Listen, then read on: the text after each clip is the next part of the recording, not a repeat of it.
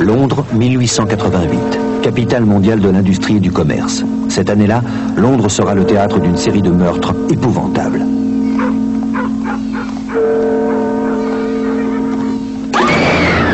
L'assassin s'est donné pour nom Jacques l'Éventreur. Aujourd'hui encore, son identité reste un mystère. 9 novembre 1888, Thomas Boyer se rend chez Mary Jane Kelly pour percevoir un loyer en retard.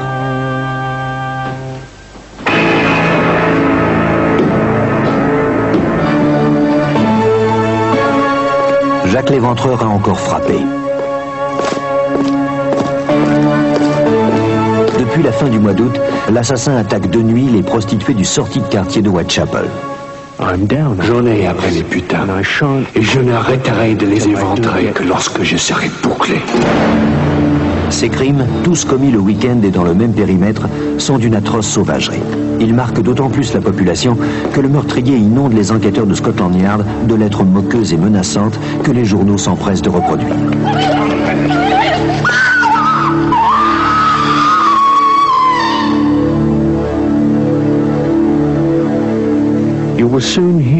Vous entendrez bientôt parler de moi et de mes drôles de petits jeux.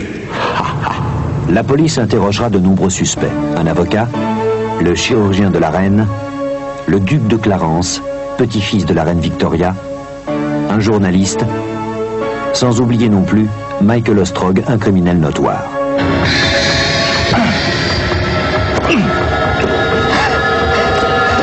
Faute de preuves, aucun ne sera inculpé. Le mystère de Jacques l'Éventreur entre dans la légende. Good luck. Bonne chance. Yours truly. Votre humble serviteur, Jack l'Éventreur. Jacques l'Éventreur, comme tous les serial killers modernes, comme tous les tueurs en série, ce sont des types d'assassins extrêmement difficiles à capturer parce que ce sont des meurtres qui n'ont que des motivations sexuelles, qui sont donc inhérents au fantasme propre des tueurs. Il n'y a souvent aucune rencontre préalable entre le tueur et sa victime, sauf au moment du crime en lui-même. Donc il est très difficile de poursuivre et d'enquêter sur ce type de crime sans motif apparent. Depuis plus d'un siècle, les historiens, les écrivains, les enquêteurs cherchent encore de nouveaux indices. Cependant, l'histoire rebondit souvent là où on ne l'attend pas. Nous sommes en 1991, dans un quartier ouvrier de Liverpool. Tony Devereux est célibataire.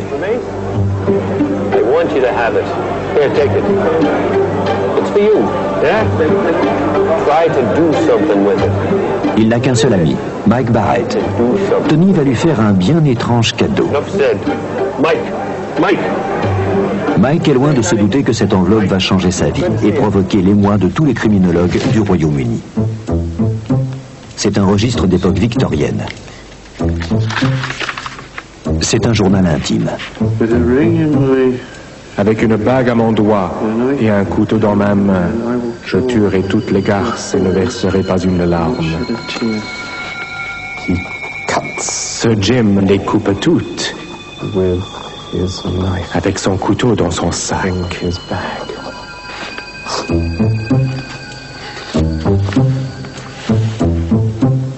Mike est fasciné.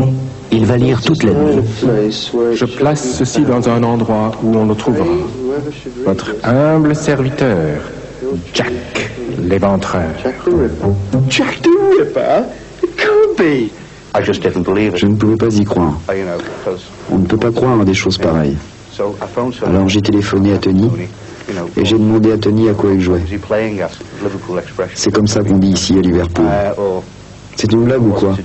La réponse de Tony a été non. Décidément, Mike a du mal à y croire. Il faut que Tony passe aux aveux. Mais son ami est inflexible. Que Mike se débrouille et qu'il essaie d'en tirer quelque chose. Tony ne révélera jamais son secret. Il est mort d'une crise cardiaque quelques mois après. Pour Mike, c'est le début d'un véritable parcours du combattant. Il met tout son temps libre à profit pour écumer bibliothèques et librairies. Et un jour, alors qu'il feuillette un livre consacré à l'affaire Maybrick, une des grandes affaires criminelles de la région de Liverpool, Mike Barrett va faire une découverte capitale. J'étais en train de lire et soudain, je suis tombé sur le nom de la maison de James Maybrick. Elle s'appelait Battle Crease. Alors là, mon cœur s'est mis à battre, parce que dans le journal, il y a aussi Battle Crease. Pour la première fois, j'avais le lien. Battle Crease dans le journal, Battle Crease dans le livre. J'étais très excité, je dois le dire, très excité. Mais je me méfiais encore. Alors j'ai décidé de vérifier tout ça. Plus je lisais sur James Maybrick, plus je lisais sur Florence Maybrick, et plus ça collait. C'est peut-être dans cette maison de Battle Crease, à Liverpool, que se trouve la clé du mystère. James Maybrick est un riche négociant en coton. Il a épousé Florence, une jeune américaine. Mais le ménage bat de l'aile et James soupçonne sa femme d'être infidèle. Toutes les garces paieront pour la douleur avant que j'en ai terminé. Toute l'Angleterre connaîtra le nom que je me suis donné. James Maybrick passe fréquemment ses week-ends à Londres. Il parcourt assidûment les rues de Whitechapel, le quartier des prostituées. Depuis des années, Maybrick se drogue à l'arsenic et à la strychnine.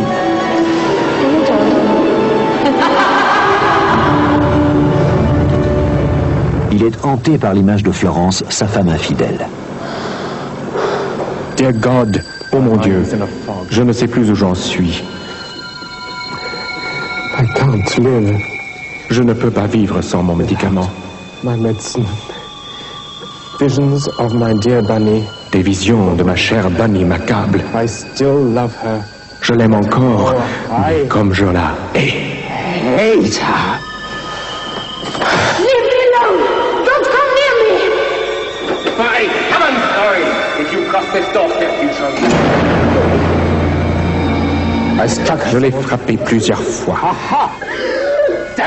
Au diable des garces! En 1889, Florence est emprisonnée à la suite du décès de son époux. Accusée de l'avoir empoisonné, elle est condamnée à être pendue. Elle sera graciée après 15 ans d'emprisonnement. Depuis la mort de Maybrick, les crimes ont cessé. Cette tombe cachera-t-elle la dépouille de Jacques Léventreur? Il est arrivé un moment où j'étais totalement convaincu, absolument convaincu, que j'avais le journal de Jacques Léventreur. Et je ne savais pas où aller, je ne savais pas quoi faire. Avec ma femme, nous en avons parlé, et le 13 avril, j'ai rencontré Shirley Harrison, qui est écrivain et enquêtrice professionnelle. Shirley Harrison et Mike Barrett vont reprendre l'enquête à zéro. C'est au British Museum, la plus grande bibliothèque de Londres, qu'ils vont commencer leurs recherches. Yes. Mike Barrett. Oh, how do you do? I have it. Why don't we read it inside?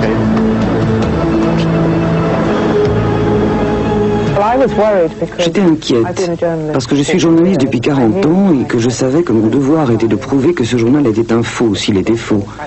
Je devais rester objective.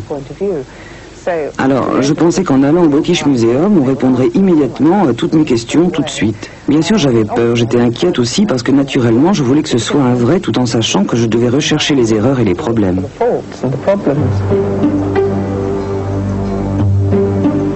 Dans la salle de lecture de la British Library, ils auront un accès direct à tous les documents nécessaires. Mais avant tout, Shirley Harrison veut examiner le manuscrit.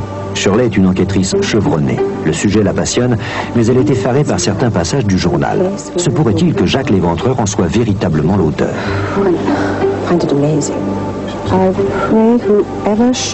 Je prie pour que quiconque lira ces pages ait le cœur de me pardonner. I try to fight my thoughts. J'essaie de combattre mes pensées. I walk the streets till dawn. Je parcours les rues jusqu'à l'aube. I could not. Je n'ai pas pu frapper.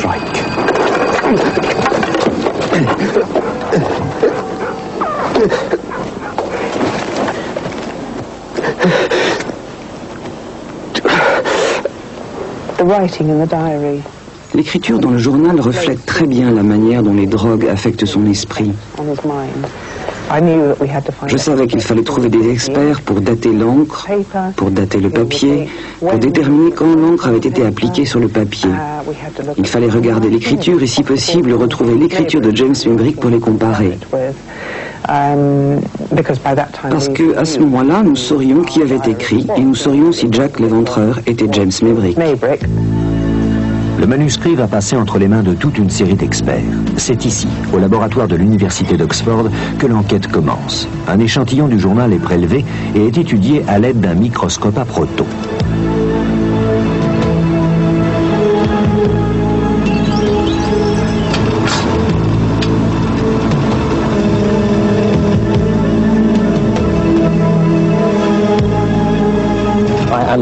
J'ai analysé l'encre et le papier. Je n'ai rien trouvé qui puisse prouver que ce n'est pas un journal d'époque victorienne.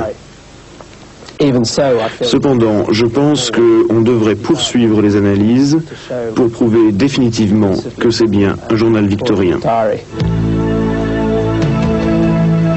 Le journal retourne ensuite à Londres. L'écriture est passée au peigne fin par un graphologue qui doit ensuite la comparer à des documents de la main de Mébric et aux lettres reçues par la police et signées Jacques Léventreur.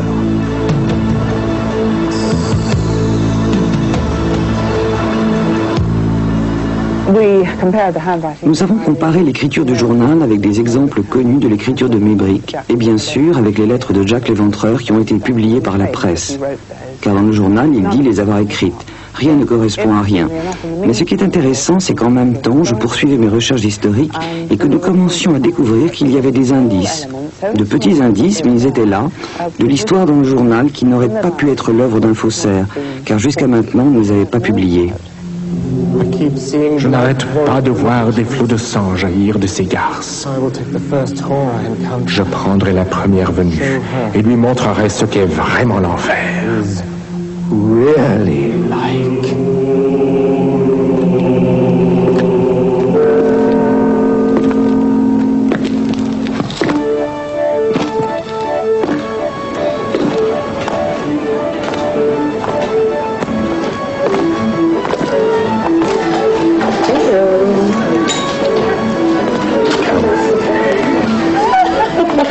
Un des crimes décrits en détail dans le journal est celui de la prostituée Catherine Eddowes.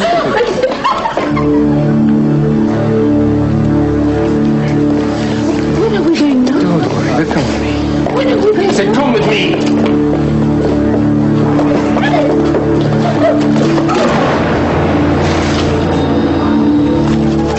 The whore never screamed. La garce n'a pas poussé un cri. J'ai éventré, mon Dieu, et j'ai emporté tout ce que je pouvais avec moi. On retrouvera près du corps une boîte métallique vide. Cet objet est mentionné dans le journal de Mébric. Cherchait-il des allumettes pour mieux observer son macabre ouvrage?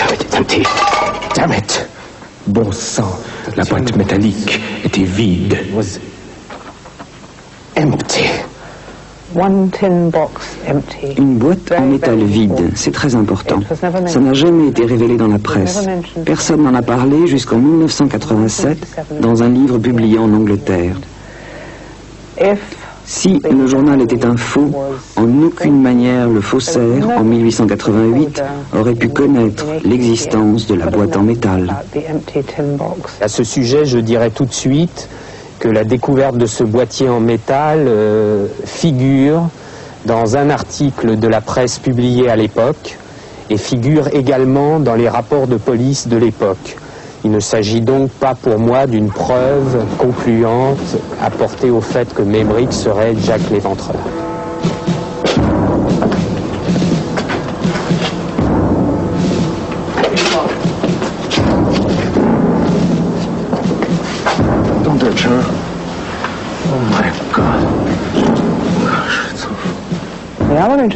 L'autre chose intéressante et très importante sur Catherine Eddowes, c'est que dans ses joues étaient taillées deux formes de V qui, réunies, forment la lettre M. Cette initiale M, comme Mébric, apparaît encore dans le meurtre suivant, le meurtre de Mary Jane Kelly.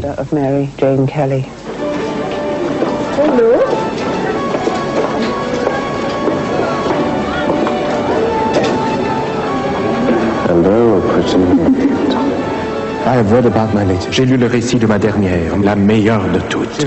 Elle m'a rappelé Bunny. Si jeune, pas comme moi. Contrairement aux autres, Mary Jane Kelly, la cinquième et dernière victime de l'éventreur, n'est âgée que d'une vingtaine d'années. De plus, elle ressemble étrangement à Florence, la femme de James Mébric. What are you so, sweetheart.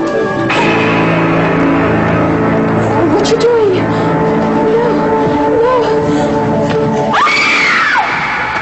Je n'ai rien laissé de son visage. J'ai dépioté tout ce que je pouvais et ri pendant que je le faisais. Récemment, on a découvert dans les archives de Scotland Yard des rapports de police et des rapports de médecins légistes arrivés les premiers sur les lieux qui indiquent de façon irréfutable qu'un des seins mutilés avait été placé sous la tête de la victime et l'autre près de son pied droit. Ce qui est en totale contradiction avec ce qui est indiqué dans le journal de Jacques Léventreur. Je ne crois pas que dans l'état où étaient les témoins, dans l'état où devait être la police quand ils ont vu ce meurtre, ils aient pu faire un rapport exact sur ce qui s'est passé. Je ne crois pas non plus que l'assassin, James Maybrick, ait pu se rappeler précisément ce qu'il avait fait dans l'état où il était. Attention, please, gentlemen.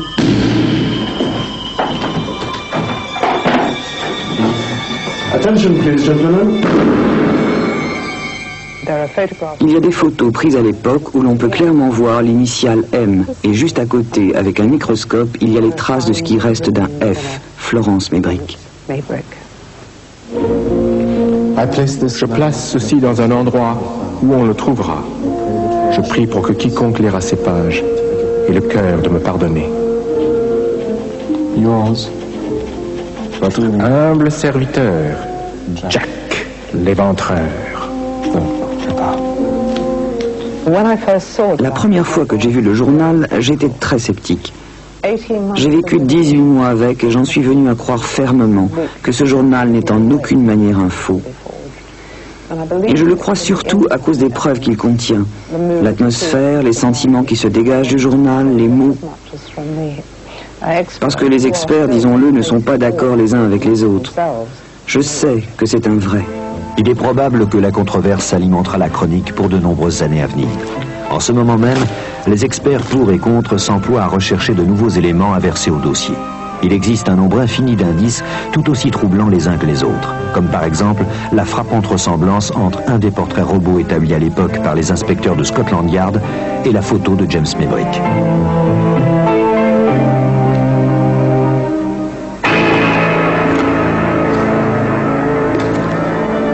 Mais malgré toutes les études, malgré toutes les recherches, il n'est pas du tout certain que quiconque soit en mesure de révéler un jour, de manière irréfutable, la véritable identité du légendaire Jacques Léventreur.